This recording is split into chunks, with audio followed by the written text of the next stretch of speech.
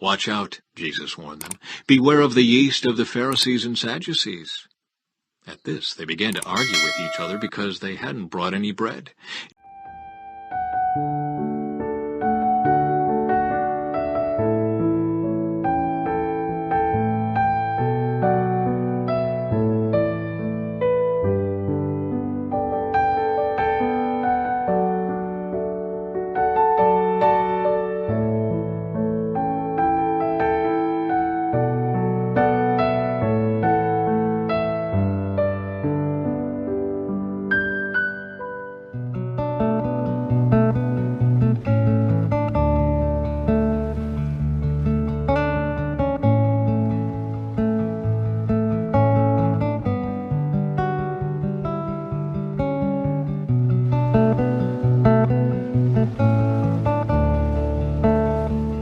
Psalm 14. Only fools say in their hearts, "There is no God." They are corrupt, and their actions are evil. Not one of them does good. The Lord looks down from heaven on the entire human race. He looks to see if anyone is truly wise, if anyone seeks God. But no, all have turned away. All have become corrupt. No one does good, not a single one. Will those who do evil never learn? They eat up my people like bread and wouldn't think of praying to the Lord. Terror will grip them, for God is with those who obey Him. The wicked frustrate the plans of the oppressed, but the Lord will protect His people. Who will come from Mount Zion to rescue Israel? When the Lord restores His people, Jacob will shout with joy and Israel will rejoice. One day the Pharisees and Sadducees came to test Jesus, demanding that He show them a miraculous sign from heaven to prove His authority. He replied, "You know the saying, 'Red sky at night' means fair weather tomorrow. Red sky in the morning means foul weather all day. You know how to interpret the weather signs in the sky, but you don't know how to interpret the signs of the times. Only an evil, adulterous generation would demand a miraculous sign. But the only sign I will give them is the sign of the prophet Jonah." Then Jesus left them and went away. Yeast of the Pharisees and Sadducees. Later, after they crossed to the other side of the lake, the disciples discovered they had forgotten to bring any bread. "Watch out," Jesus warned them. "Beware of the yeast of the Pharisees and Sadducees." At this, they began to argue with each other because they hadn't brought any bread. Jesus knew what they were saying, so He said, "You have so little faith. Why are you arguing with each other about having no bread? Don't you understand even yet? Don't you remember the 5,000 I fed with 5 loaves and the baskets of leftovers you picked up? Or the 4,000 I fed with 7 loaves and the large baskets of leftovers you picked up? Why can't you understand that I'm not talking about bread? So again I say, beware of the yeast of the Pharisees and Sadducees."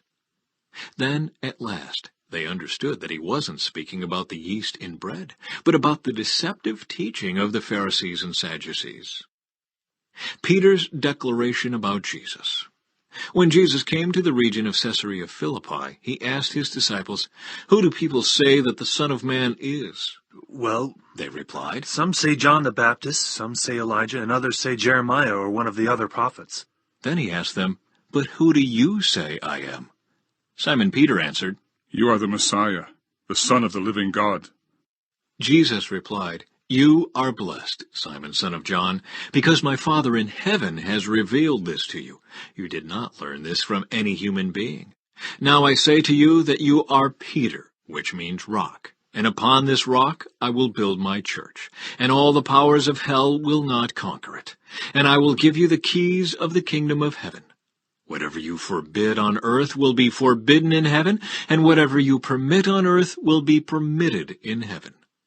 Then He sternly warned the disciples not to tell anyone that He was the Messiah.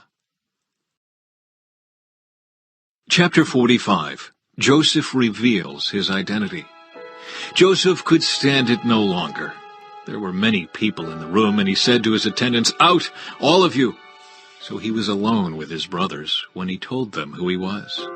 Then he broke down and wept.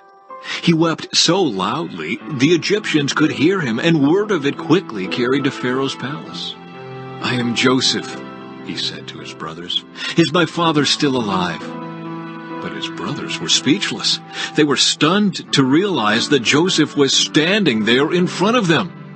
"Please come closer," he said to them. So they came closer. And he said again, "I am Joseph, your brother, whom you sold into slavery in Egypt. But don't be upset and don't be angry with yourselves for selling me to this place. It was God who sent me here, ahead of you, to preserve your lives. This famine that has ravaged the land for 2 years will last 5 more years, and there will be neither plowing nor harvesting. God has sent me ahead of you to keep you and your families alive, and to preserve many survivors. So it was God who sent me here, not you, and He is the one who made me an advisor to Pharaoh, the manager of his entire palace, and the governor of all Egypt. Now hurry back to my father and tell him, 'This is what your son Joseph says. God has made me master over all the land of Egypt, so come down to me immediately. You can live in the region of Goshen, where you can be near me with all your children and grandchildren, your flocks and herds, and everything you own. I will take care of you there, for there are still 5 years of famine ahead of us. Otherwise, you, your household, and all your animals will starve.' Then Joseph added, 'Look, you can see for yourselves, and so can my brother Benjamin, that I really am Joseph. Go tell my father of my honored position here in Egypt. Describe for him everything you have seen, and then bring my father here quickly.' Weeping with joy, he embraced Benjamin, and Benjamin did the same. Then Joseph kissed each of his brothers and wept over them. And after that, they began talking freely with him. Pharaoh invites Jacob to Egypt. The news soon reached Pharaoh's palace. Joseph's brothers have arrived. Pharaoh and his officials were all delighted to hear this. Pharaoh said to Joseph, 'Tell your brothers, this is what you must do. Load your pack animals and hurry back to the land of Canaan. Then get your father and all of your families and return here to me. I will give you the very best land in Egypt, and you will eat from the best that the land produces.' Then Pharaoh said to Joseph, 'Tell your brothers, take wagons from the land of Egypt to carry your little children and your wives, and bring your father here. Don't worry about your personal belongings, for the best of all the land of Egypt is yours.' So the sons of Jacob did as they were told. Joseph provided them with wagons, as Pharaoh had commanded, and he gave them supplies for the journey, and he gave each of them new clothes. But to Benjamin he gave 5 changes of clothes and 300 pieces of silver. He also sent his father 10 male donkeys loaded with the finest products of Egypt, and 10 female donkeys loaded with grain and bread and other supplies he would need on his journey. So Joseph sent his brothers off, and as they left, he called after them, 'Don't quarrel about all this along the way.' And they left Egypt and returned to their father Jacob in the land of Canaan. 'Joseph is still alive,' they told him, 'and he is governor of all the land of Egypt.' Jacob was stunned at the news. He couldn't believe it. But when they repeated to Jacob everything Joseph had told them, and when he saw the wagons Joseph had sent to carry him, their father's spirits revived. Then Jacob exclaimed, 'It must be true. My son Joseph is alive. I must go and see him before I die.'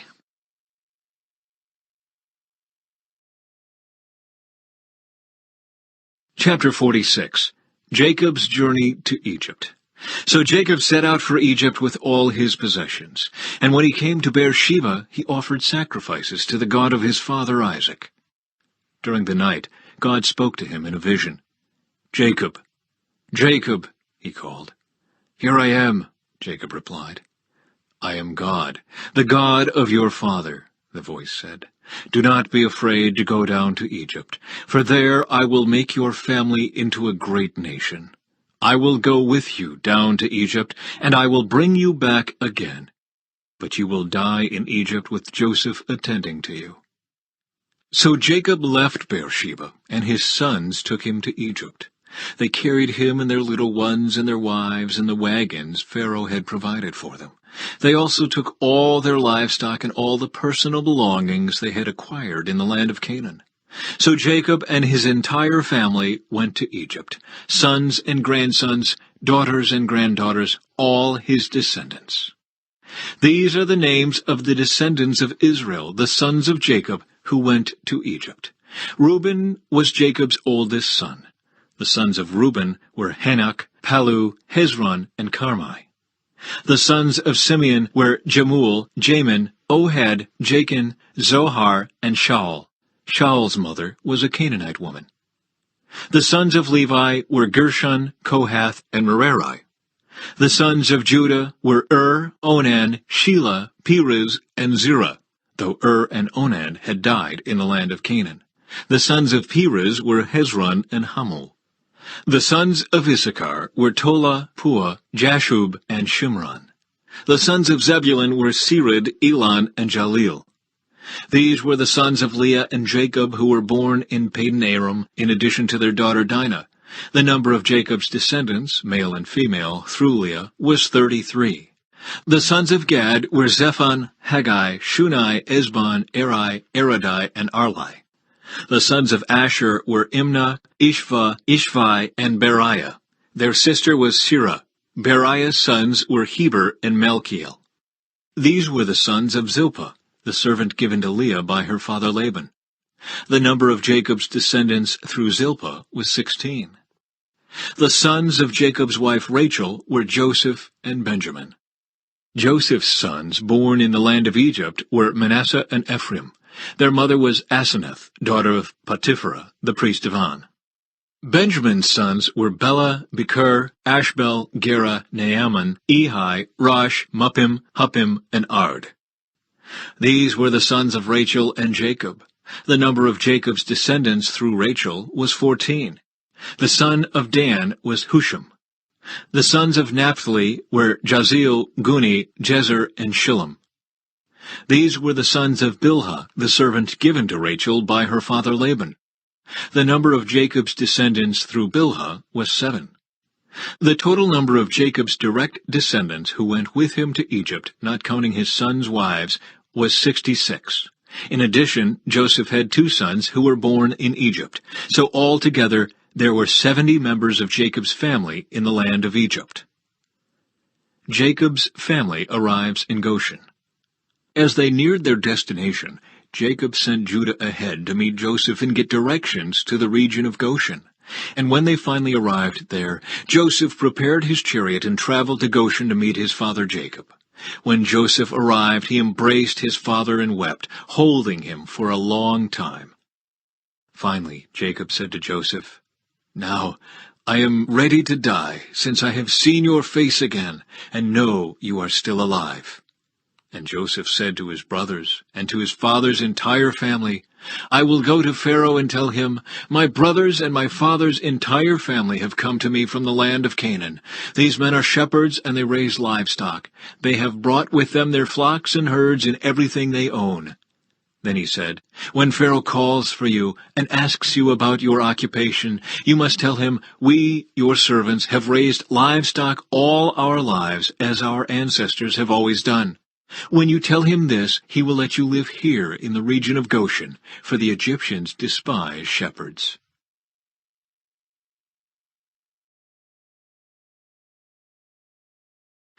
Then Joseph went to see Pharaoh and told him, "My father and my brothers have arrived from the land of Canaan. They have come with all their flocks and herds and possessions, and they are now in the region of Goshen."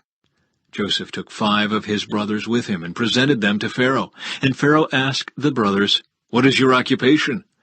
They replied, "We, your servants, are shepherds, just like our ancestors. We have come to live here in Egypt for a while, for there is no pasture for our flocks in Canaan. The famine is very severe there, so please, we request permission to live in the region of Goshen." Then Pharaoh said to Joseph, "Now that your father and brothers have joined you here, choose any place in the entire land of Egypt for them to live. Give them the best land of Egypt, let them live in the region of Goshen, and if any of them have special skills, put them in charge of my livestock too." Then Joseph brought in his father Jacob, and presented him to Pharaoh, and Jacob blessed Pharaoh. "How old are you?" Pharaoh asked him. Jacob replied, "I have traveled this earth for 130 hard years, but my life has been short compared to the lives of my ancestors." Then Jacob blessed Pharaoh again before leaving his court. So Joseph assigned the best land of Egypt, the region of Ramesses, to his father and his brothers, and he settled them there just as Pharaoh had commanded. And Joseph provided food for his father and his brothers in amounts appropriate to the number of their dependents, including the smallest children.